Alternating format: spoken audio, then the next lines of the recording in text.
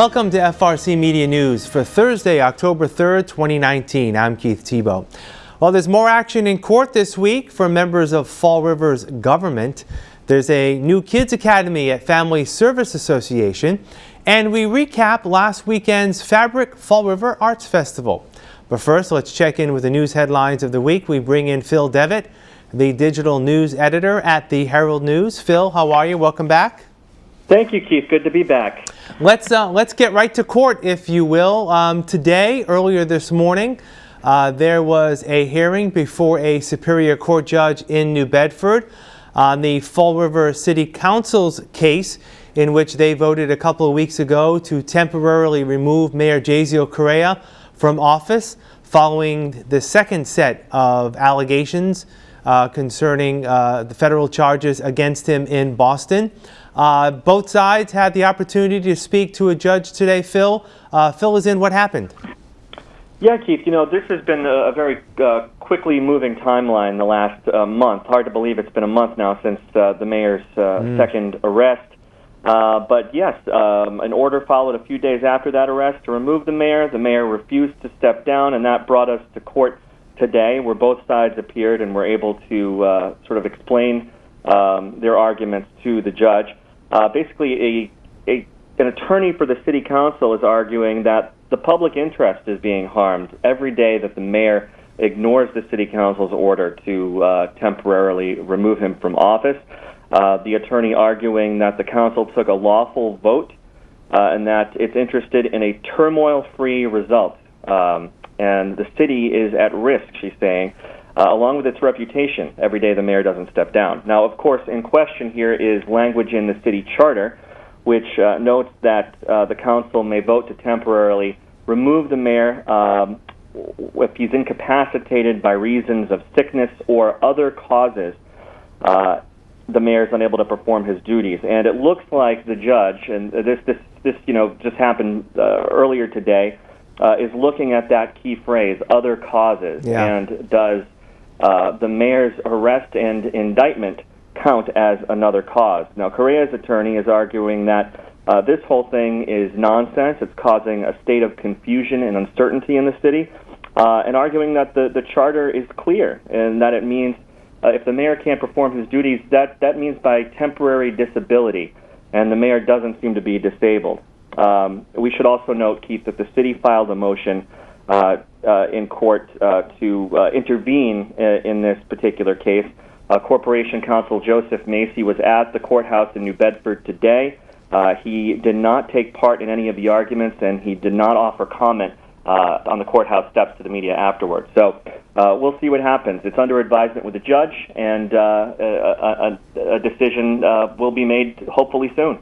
So we don't know when the judge will make the decision, but according to what I was reading as your reporter Joe Good was in the courtroom today, that the judge, I think, made it clear that the allegations that the city council is putting forth are serious ones in terms of potential limitations of the mayor and his impact on the city while facing the federal indictment. But his question was, or the judge's question was, that whether the other cause section of the charter is actually applicable in this case. So that's what it's going to come down to, it looks like.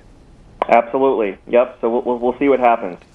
Now, also today, actually happening soon while we're recording this program, is the mayor and his former chief of staff, Jen Andrade, due to be back in court today to face arraignment on those second set of charges for the mayor, first set of charges for Jen Andrade.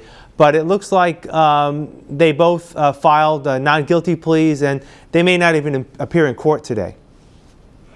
Right. In fact, our reporter Joe Good at the courthouse in New Bedford earlier today asked Mayor Correa, who was present, if he plans to appear in court today. The mayor did not respond to that question, only saying to reporters earlier that he planned to get back to Government Center today and tend to the city's business. So that seems to be his approach at the moment. Of course, we'll see what happens with Jen Andrade in court today.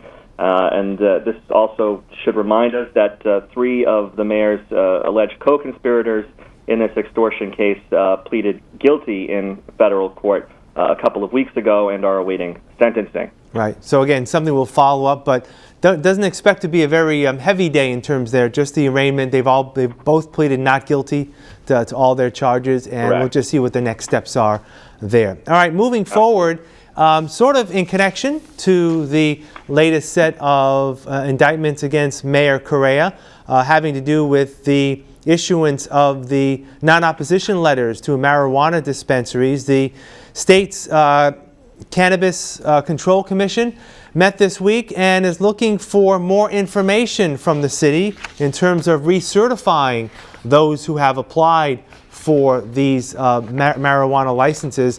What specifically is the Cannabis Commission looking for, Phil? Yeah, so the Cannabis Control Commission is asking for a couple of things here, or doing a couple of things.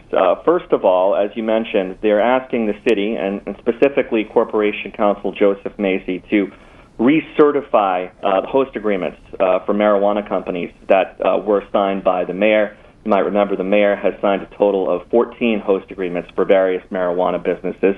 And the reason behind this, the Cannabis Control Commission says, is to ensure that those agreements meet compliance with local permits and rules, and it wants that recertification back within 14 days, or those applications will be at risk of being considered incomplete or warranting further investigation, possibly by the state. Now, Joe Macy has been tight-lipped about this as well. He's saying the city has to be cautious, especially considering that the investigation into the mayor is ongoing, as prosecutors said last month.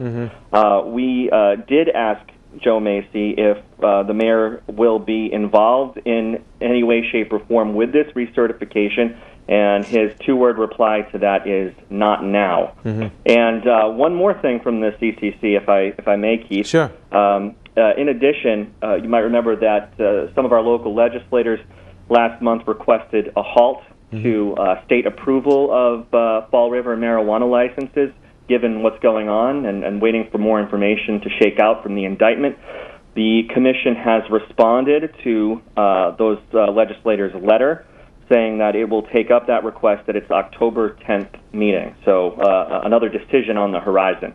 And that's just a week away, a week from today, actually, October. A week from today.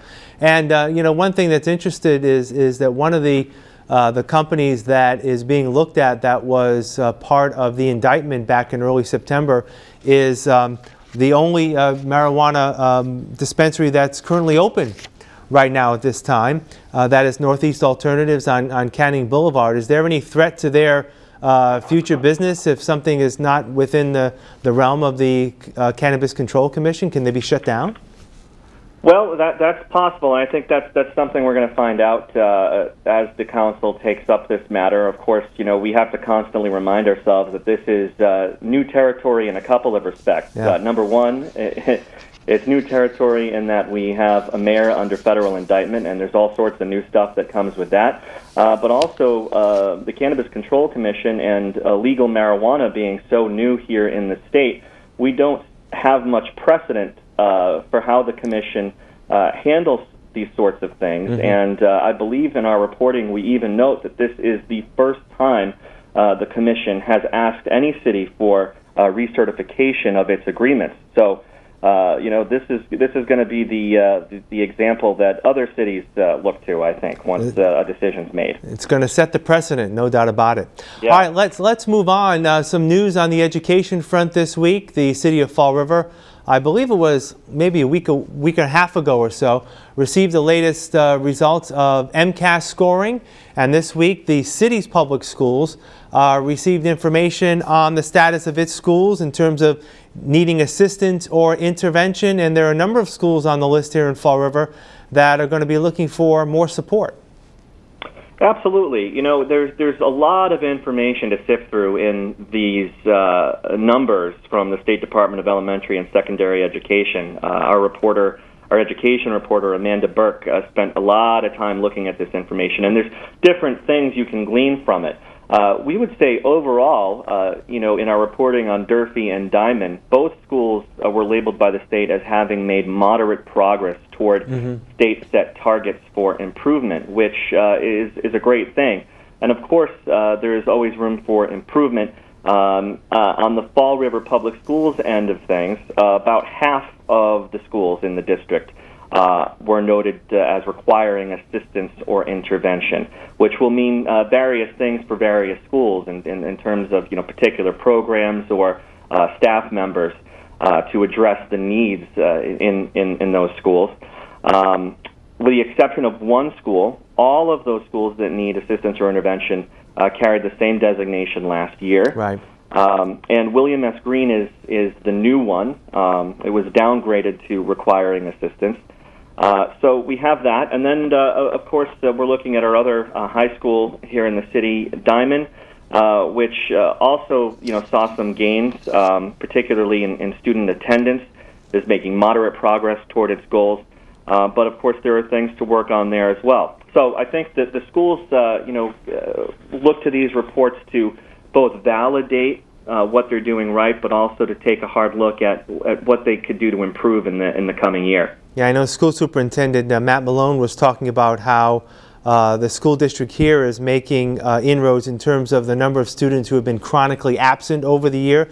Those numbers have gone down, which is good. That means, in the opinion of school officials, students who go to school become more engaged and are likely to do better on these tests. So there's some positives, but there's so much data, as you said, Phil, that's in here that it's tough to kind of wrap your head around. If you're in the school department, I'm sure it's a big deal, and they kind of can parse the information out better than we can as lay people here in the city of Fall River. But some good news and also not some good news. I guess that's the headline in terms of our local public schools. All right, Phil. Go ahead, Phil. Well, I was just going to say, you put it just right, and I think Superintendent Malone said it best as well. He said, even though we're doing better, we're not doing better fast enough. So right. Good and bad, and stuff to improve. All right. Okay, Phil, what's coming up over the next few days? Well, we're looking forward to the weekend, of course, and we're putting together what I think is a really cool story at the moment, a cool feature human interest story about several generations, 5, if I have that correct. I'll have to check with the reporter, of Fall River firefighters. So there's a cool family tradition there, and decades upon decades of service to this community. We'll be happy to share with people. Sounds great. All right, Phil, we'll talk next week. Take care. Thank you, Keith. Take care. We'll have more FRCmedia news after this. Here are some job descriptions on the latest hot jobs list from the Mass Hire Fall River Career Center. School-based clinician, Child and Family Services, located at 66 Troy Street, is looking for a full-time school-based clinician to provide direct diagnostic, crisis intervention, and treatment services to assist patients achieve a higher level of functioning. Job number 126272445. Lab technician, Veolia North America, located at 1979 Bay Street, is looking for a full-time lab technician to perform a variety of chemical, biological, and physical tests required for research, development, and quality control to support wastewater treatment operations. Job number 1263538. Delivery driver, Lincare Healthcare, located at 34 Franklin Street, is looking to hire a full-time delivery driver responsible for the general delivery, setup, and maintenance of respiratory equipment, supplies, and other materials to patients and customers' homes.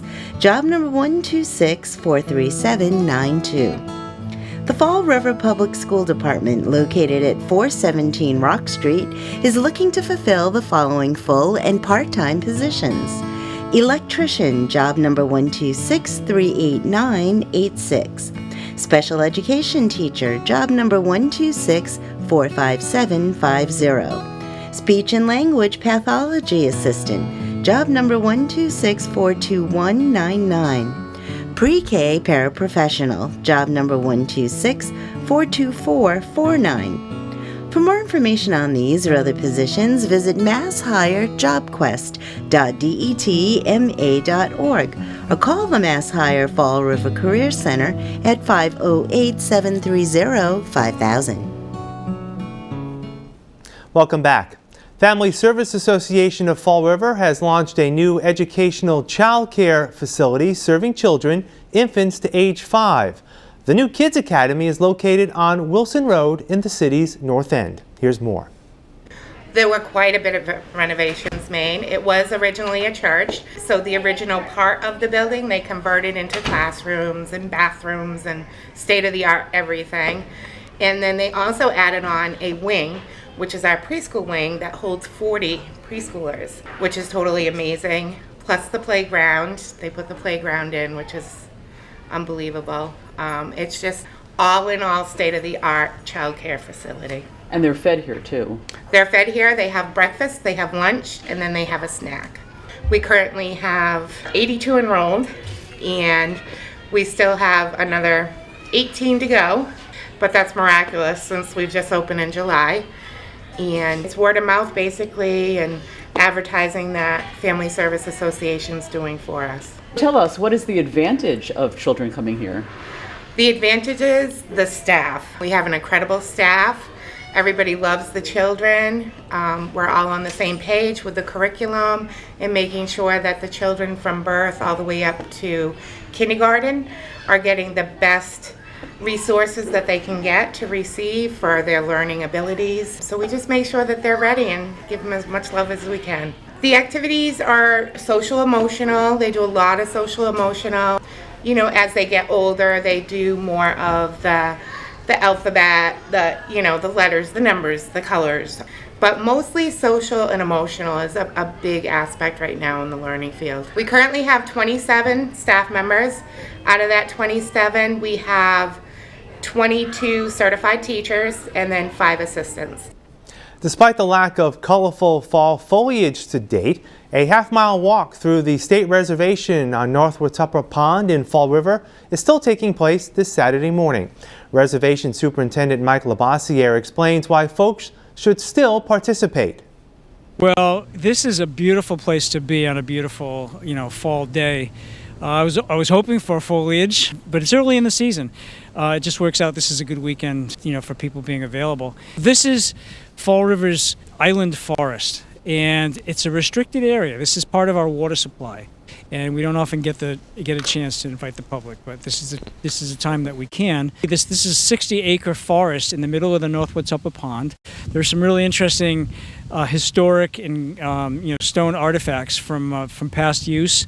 There's the Arctic Ice House, and there's the Spencer Borden Mansion Foundation that are here. There's a lot of native trees. You're going to see a lot of white pine and red maples, but there's also trees that have been planted here over the years by whether it's the CCC or even city workers. When the city acquired this land earlier in the century, it was farmland. It was all open, so we did plant some trees. So people are going to meet on Meridian Street and right across from a little street called Hannah Street, and they'll come into the water department facility. The gates will be open. They can park there. We'll meet at about 10 o'clock, and so they should come a little earlier. There'll be a good crowd. There are a number of events planned in Fall River for the upcoming Columbus Day weekend, which is a week away, beginning on Friday, October 11th. Here's one for consideration. Well, if anybody is available on Saturday, October 12th at 1:30 p.m., we'll be having our Crabbing the Quequechan program here right at Fall River Heritage State Park on the footbridge that leads from the parking lot to the visitor center. And what we do is we come out with a bunch of crab traps, some buckets, and some visual aids so we can talk about some of the animals that live in and around the river. If we get very lucky, we actually do catch some beautiful blue crabs, but we often come up with other things that live in the river, like oyster drills. And right now we're seeing quite a few comb jellies, which are relatives of jellyfish. So there's lots of interesting things to see and do right here. So if you were interested in catching blue crabs to eat, and they are delicious, I have a little blue crab model here. And what we explain to folks is in order for blue crabs to be legal to keep, you would measure from point to point on the crab. And that means from one side of the crab to the other side of the crab.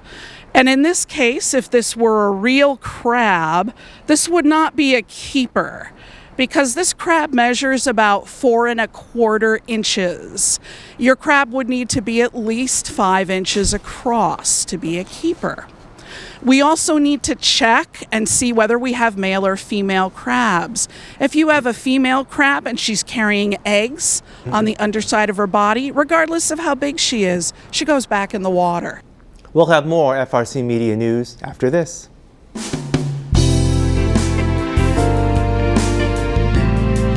Thank you for considering a homeless pet today. I hope you enjoy what you're about to see, and as always, please feel free to contact the shelter before coming down to make sure that the pets you're viewing are still available for adoption. We can be reached at 508-677-9154. Hi, welcome to Hot Dogs and Cool Cats. Today we have Boy.